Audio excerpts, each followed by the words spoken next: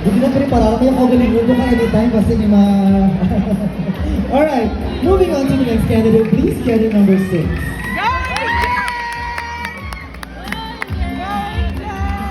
And candidate number 6. You look so confident tonight. How are you? I'm doing great seeing my supporters. Go Angel! Yeah. Are you excited? Nakulbaan ka sa question or wala din? I'm more than ready and excited. Let's bring it on. Please pick your judge. Go Angel! Alright. So candidate number 6. Pick Miss Sheila Muya. Now please do the honors. Thank you.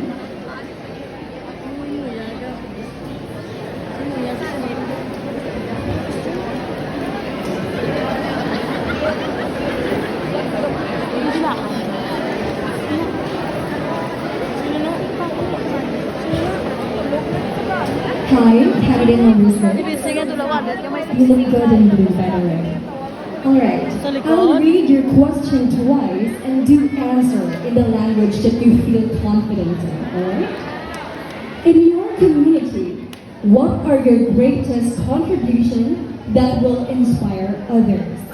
Again, in your community, what are your greatest contribution that will inspire others?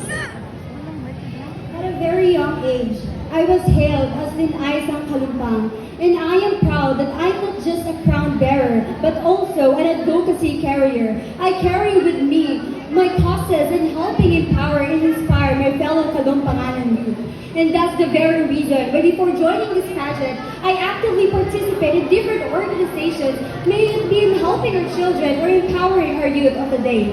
I stand here tonight not just to show you what I can do, but to tell you if I can do it, you can too. And that's the beauty that we are to serve.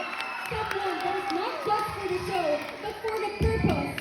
Purpose of empowering and inspiring Tagamolo, and I believe that I am ready to be the face of Bidding SK Molo 2024, and as we